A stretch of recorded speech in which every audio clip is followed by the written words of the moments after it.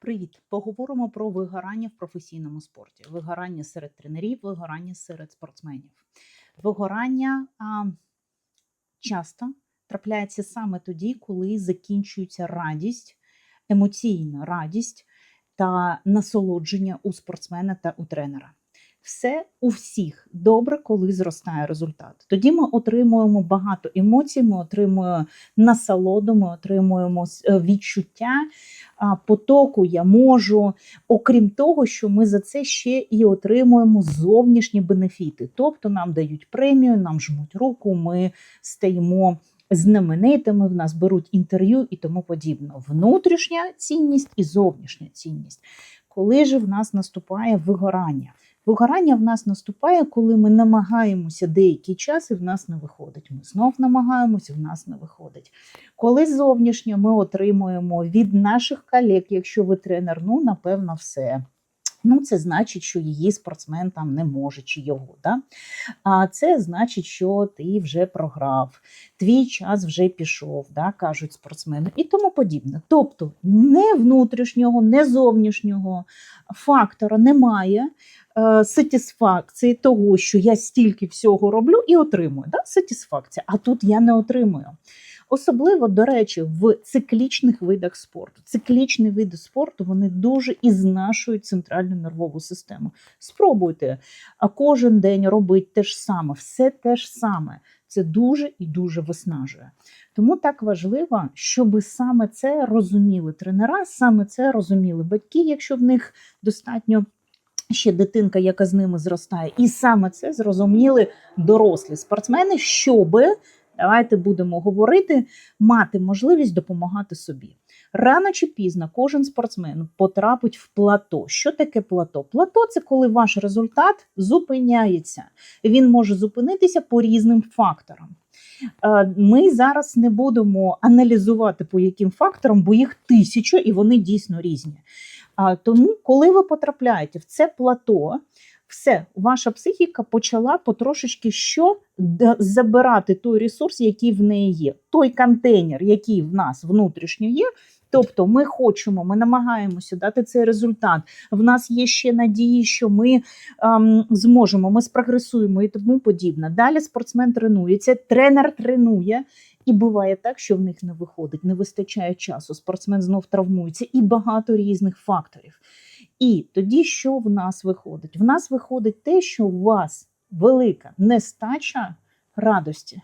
Саме те, що за рахунок чого ви брали наповнювали емоційно себе і далі досягали. Тобто, коли у вас зростає результат, ви систематично отримуєте радість. Ви систематично отримуєте сатисфакцію. Я вклав, я отримав. А коли у вас зупиняється результат, ви вкладаєте і не отримуєте, вкладаєте і не отримуєте. Як ітог, це нормально, що ви вигораєте. Да, в цьому вигоранні ви можете дойти до стану.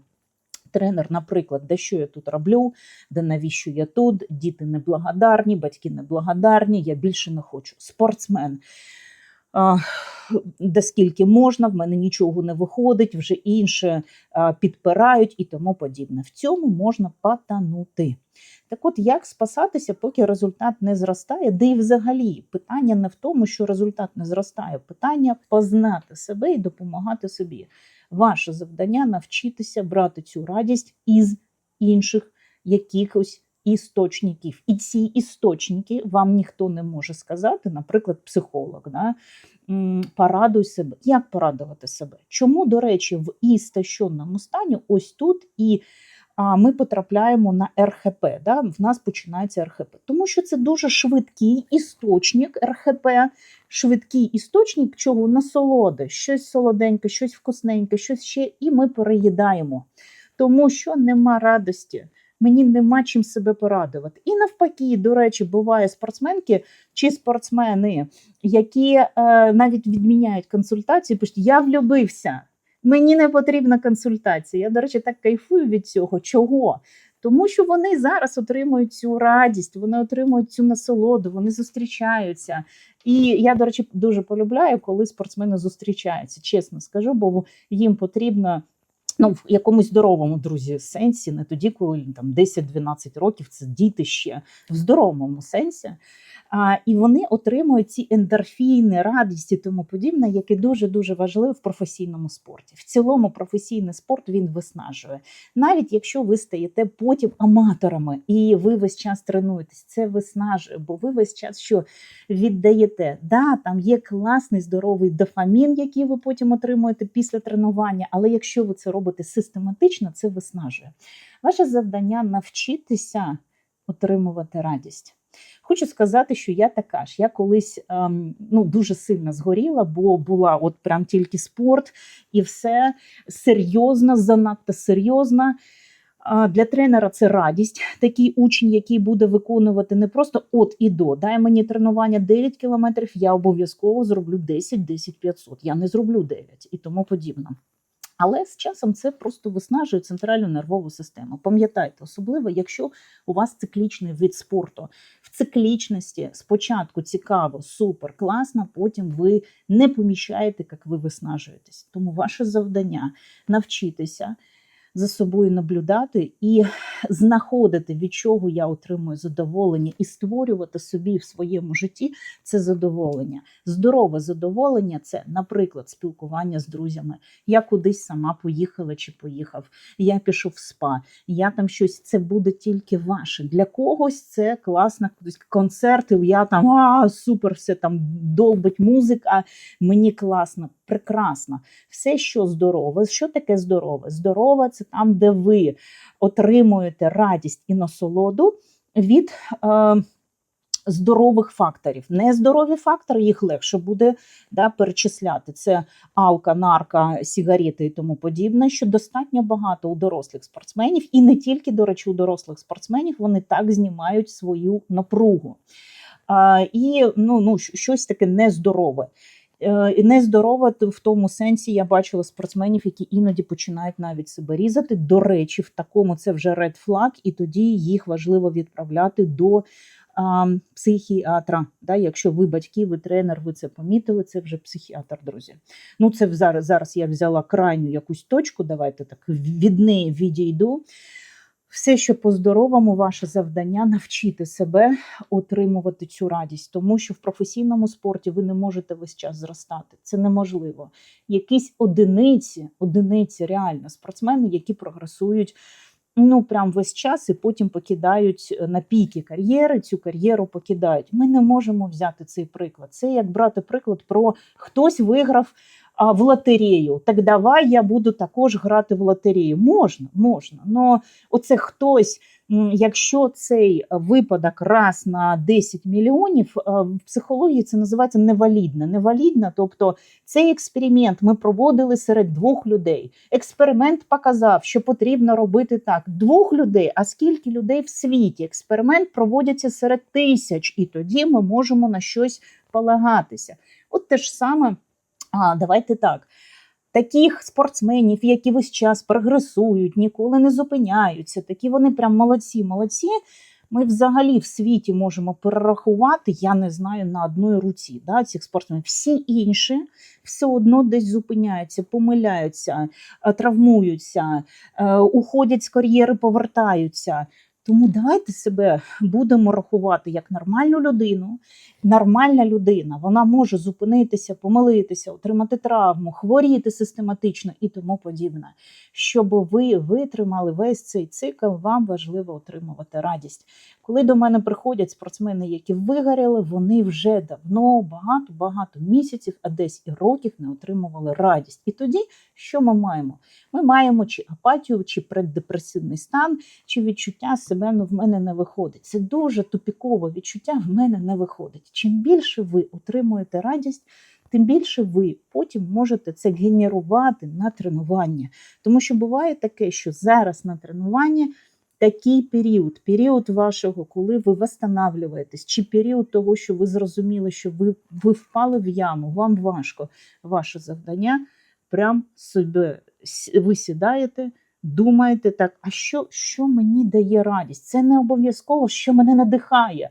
Ні, знову ж таки, опускаємося на землю, всі ходимо по землі, спокійно. Мені класно і добре, коли я і ви робите собі якийсь список. Цей список різний.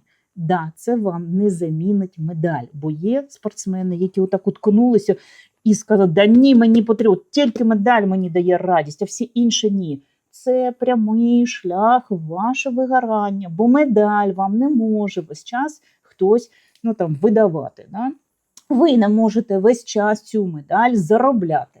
Тому ваше завдання, от у вас є контейнер емоційний, наповнювати його, наповнювати.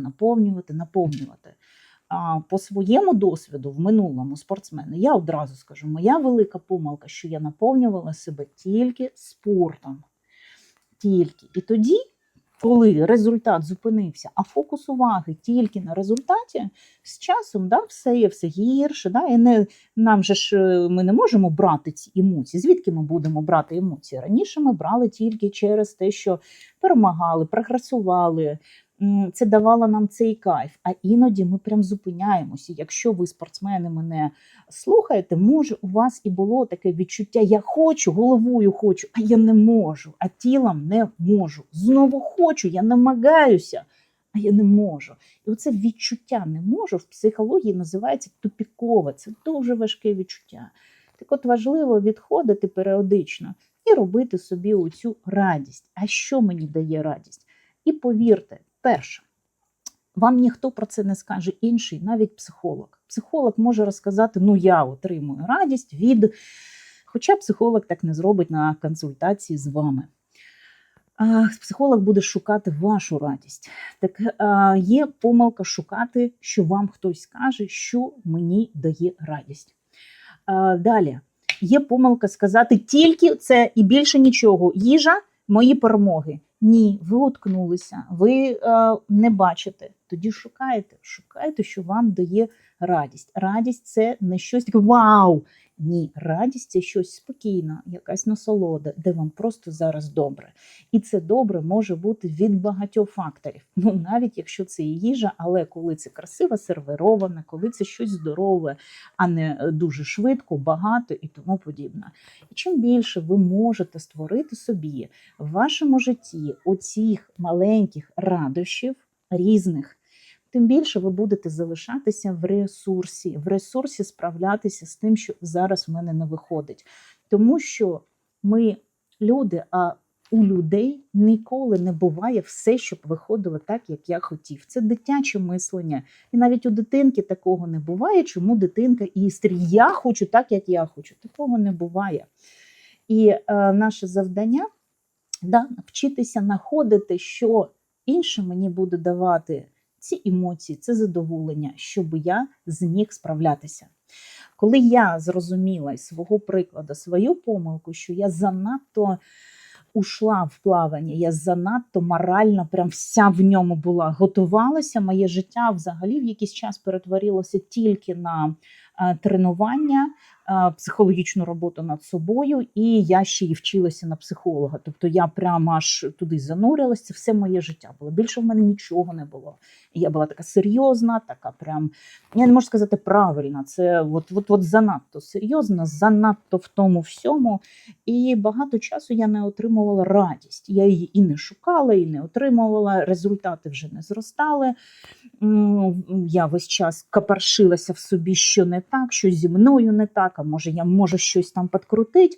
І оце щось підкрутити, це ж також зі мною щось не так, я знайду, що так, я підкручу і буде результат. Знову ж таки, тільки одна сфера, де я можу отримати насолоду. Результат. Все на результат. І, звісно, це мене уводило ще більше в нещастя, в глибину того, що я не така і тому подібне. І через деякий час я зрозуміла, що я просто там потонула. Я потонула в цьому копорсанні себе, в відчутті, що мені все не так. Я стала дуже важкою людиною для інших, наприклад, для моїх батьків. Я таке, не чіпайте мене, така занадто в мене тут дуже важливий іспит по психології, чи завдання. І ніхто мене не чіпав, всі дивились так, ладно, окей. І жила я сама, я рано почала жити сама. І от в цьому всьому я дійсно згоріла. І я пам'ятаю, як на одному з тренінгів, я з 16 років вчилася на психолога, я не думала, що я буду працювати психологом, мені просто подобалося на це вчитися. І коли я на якомусь тренінгу, мені показали, що так що тобі дає насолоду? І я зрозуміла зараз, і було таке питання зараз, і я зрозуміла, що нічого мені не дає насолоду. Я тільки те й роблю, що намагаюсь колись досягти цих результатів. І я почала потрошки змінювати своє життя, досліджувати себе, але вже не з точки зору, що зі мною не так, щоб мені це змінити, а з точки зору, що дійсно мені дає емоції, натхнення, радість. Я зрозуміла, що я не вмію радіти. Навіть коли я отримую медаль, я не радію медалі. І тоді в мене був шок того, що так це все ілюзія, це моя ілюзія. Я біжу кудись, куди я не знаю. Я біжу за цією медаллю, вона мене не радує. Так що мене радує, я не знаю. Я також намагалася знайти цю відповідь на тренінгах від психолога, поки не отримала достатньо. Так ти ж можеш тільки ти відповісти на це. І я зрозуміла, що так, поки що плавання мене радує. Мені дуже цікаво в воді, мені подобається вода. Я і зараз радуюсь воді, коли я просто потрапляю в воду, пирнаю і я там у воді. Але мене не радує все, що є в моєму житті. І я пам'ятаю, як я почала це досліджувати, і побачила різницю між тим, як я жила раніше, і як я не могла прогресувати на тренуваннях, на змаганнях. І різницю в тому, коли я почала шукати цю радість і знаходити її, спокійну радість. І давайте приклад вам наведу. Коли мені тренер каже: Оля, будь ласка, сьогодні лягай спати вчасно, бо завтра в нас тренування на 16-18 кілометрів зранку. Це одне тренування, а ще буде ввечері тренування.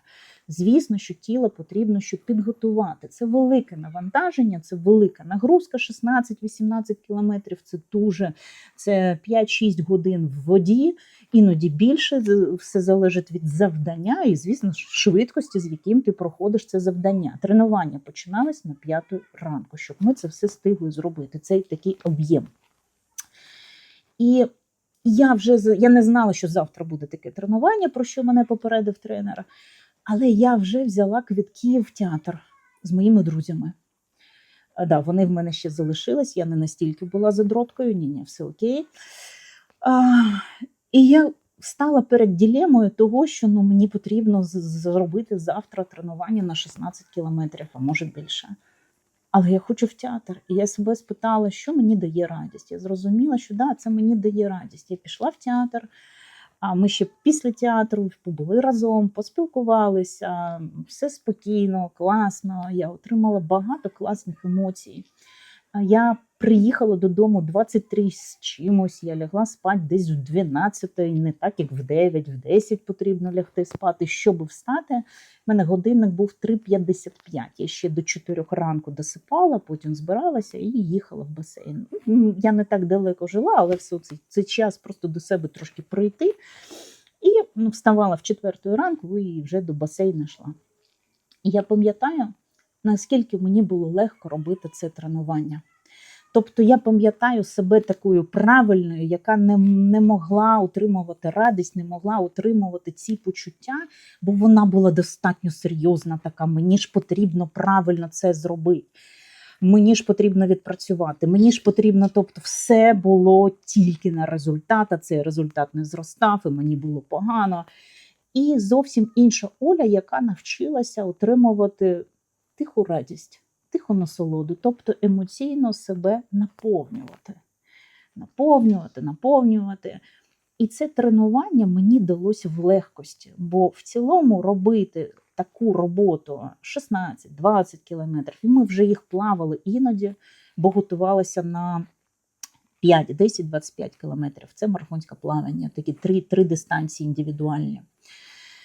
І раніше це було важко. Я настільки себе змушувала за рахунок сили волі. Сила волі – це перетерпіти, а іноді психологи називають це і знесилувати себе. В якоїсь мірі це так. От зараз потрібно зробити надзусилля, але з силою волі не можна гратися.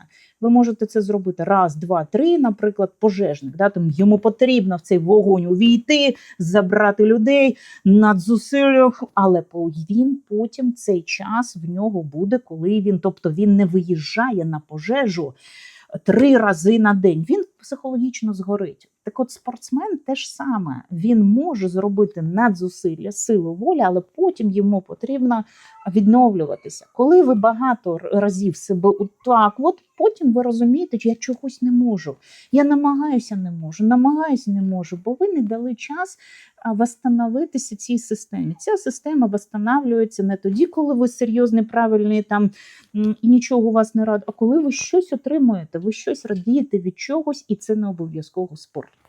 Так от важливо спортсменів вчити отримувати радість із різних істочників, і це не тільки спорт, це багато різних істочників, які ви самі собі створюєте.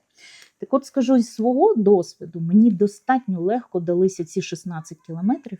Мій тренер і не знав, що я була зі своїми друзями. І коли тренер після тренування, яке ми відпрацювали, достатньо гарно відпрацювали, він каже, от Оля, бачиш, що таке гарне відновлення. От вчора ти відновилася, поспала, а я мовчу, що я спала десь 4,5 години. І прийшла на тренування. Я отримала класні емоції, добрі, класні емоції, які мені дали більше сил, ніж я би поспала 8 годин.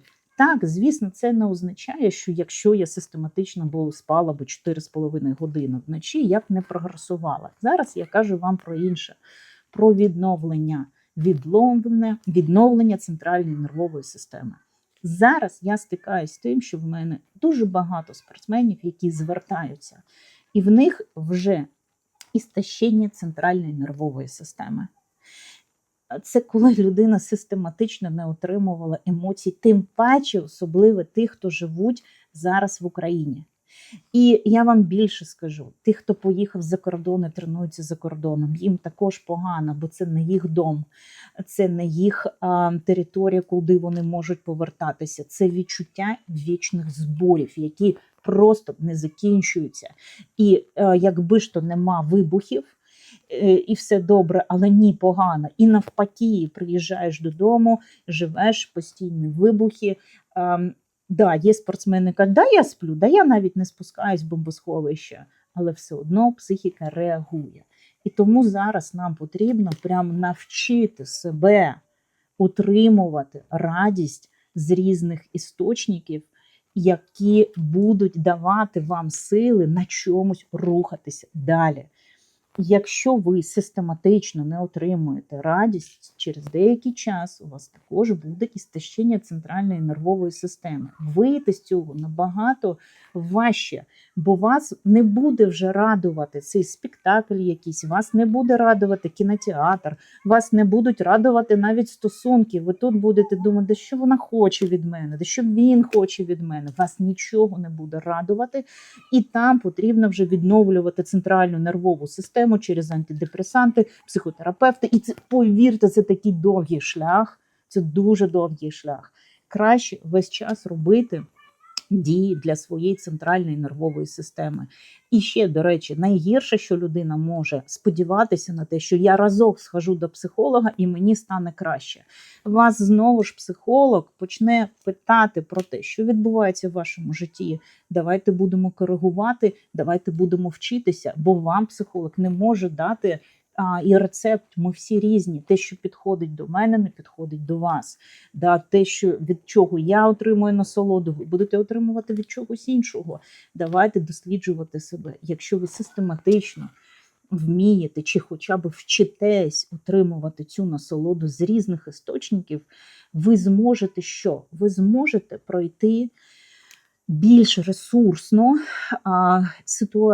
важкі ситуації в вашому житті. Важкі ситуації в житті будуть у кожного. Ніхто не зможе оминути важкі ситуації. І це не пов'язано тільки з війною. Це життя. В житті буде все. В житті самий найкращий вчитель – це життя. Десь зараз легше, потім буде якісь інші якісь історії. Да? Я не хочу зараз вдягати щось буде чорне. Ні, ми всі стикаємося з різними ситуаціями. Щоб нам їх більш-менш проходити, ресурс на це що? Не я молодець, я суперсила, я впевнений в собі. Уберіть це, уберіть, друзі. Це взагалі іноді ситуації, іноді ми себе так відчуваємо, але із реальності ми губимося, із реальності ми не знаємо, як виходити. Але коли ми більш-менш ресурсні, наповнені, ми можемо так, зараз, що відбувається? Так, як мені це змінити? Чи там, кому мені подзвонити, дізнатися? Так, ладно, зараз розберемося. Чи ви можете просто проживати, що зараз так, якась ситуація, яка є ситуації, які отак не змінюються. Навіть якщо ви щось можете і робити, це змінюється через час. А зовсім інша історія, коли ви падаєте в «да нічого я не можу», чи це той поганий, «да що ж уже зробиш», і оце є нікчемність і тому подібне. І знову ж таки ми створюємо собі ці американські якісь гірки. І внутрішньо, психологічно вверх-вниз, а потім знов ми ж від цього процесу і виснажуємося. Тому давайте шукати, що мене наповнює. Тихо і спокійно. Це не історія про щось вау. Коли спортсмен зациклюється тільки на медалі, ось там далі і буде приходити цей швидкий дофамін. Швидкий дофамін – це постійно ми листаємо ленту, переїдаємо, щось намагаємося тут і зараз знайти. Приходять іноді спортсмени, так, все, мені потрібно підготуватися, все, завтра старт. Має, зараз тобі психолог щось таке там скаже, і магія буде, і ти прям, я не знаю, побіжиш, попливеш. Немає магії, друзі. Є те, що ми в собі напрацьовуємо. І потім, коли ми в стресі, а змагання – це стрес, ми беремо той досвід, який в нас є, який ми напрацювали. Ви не можете за тиждень щось отак кардинально в собі зробити, поміняти і тому подібне. Тому трошки, по чуть-чуть. Це я в ресурсі, не в ресурсі. Окей, як мені знайти цей ресурс? Я не знаю. Я же можу шукати. Так, я можу шукати. Я можу знаходити, це мені подобається чи не подобається. І спокійно відноситись до того, що це не моє. В свій час, коли я почала досліджувати себе, мені було важливо, що ця компанія тут не п'ють, якось там не курять, багато мату нема, тобто безпечна компанія, і я себе досліджую, що мені подобається. З ними класно спілкуюсь, кудись ми виїхали, кудись ще. І я розумію, з палатками поїхати не моє. Дратують мене ці мухи, чи ще, я хочу в кроватку, я хочу в душ, я хочу, все, галочку ставимо, не моє. Без відчуття того, що, щось не так, отут спробувала, а в мене не вийшло. Без катастрофізації. Не моє. І з часом ви знайдете, що ваше. Іноді я клієнтам проводжу такий приклад. Коли ви ніколи не їли морозиво, і вас хтось каже, гойда їсти морозиво. І ви такі, да, клас, морозиво. А що це? Ви не знаєте. Тому що багато людей, вони не знають, що таке радість. Це правда. І вони вже забули дитячий стан, коли вони дійсно раділи від чогось маленького. Так от, що відбувається? Ви йдете їсти морозиво. І перед вами на вітрині 20 різних видів морозива. І вам кажуть, вибирай. Ви не можете вибрати. І ви берете щось наугад. І це щось може вам сподобатися, може ні. І наше завдання все ж таки попробувати з часом не одразу, а всі ці 20 різних куляк і сказати собі, оце моє. От так я хочу. От від цього я насолоду отримую. А з часом ваші смакові рецептори, те ж саме, як і в житті, також будуть змінюватися, і ви будете казати, а мені щось це подобається. Це про що? Досліджуйте себе, відкривайте, не уходьте в катастрофізацію, якщо щось вам не подобається. Окей, так як я дізнаюсь, якщо я ніколи не пробував. І чим більше ви себе наповнюєте, тим більше у вас є сил і ресурсів справлятися з ситуаціями, коли щось іде не так, коли висока конкурентність, коли високі катаклізми і тому подібне. Вам буде з чого брати.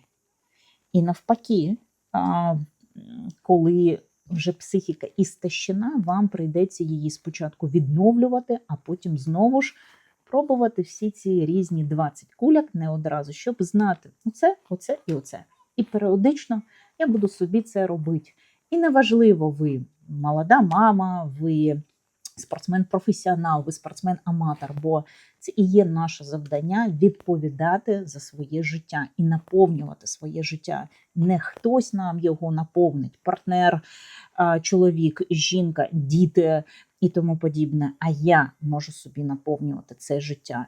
І тоді, так, ви будете ресурсними батьками, ресурсними спортсменами, але ресурсними виходимо з магічного мислення. Це не тоді, коли ви все можете. Це коли ви витримуєте те, що ви не можете. Ще раз, ресурсна людина – це не та людина, яка все може, а та людина, яка витримує, що вона зараз чогось не може. Це дуже різні фактори. І вона не падає, чи він, відчуття нікчемності. Я передихну, я подивлюсь, я візьму час, я себе наповню і я справлюсь. На цьому все і гарного вам дня.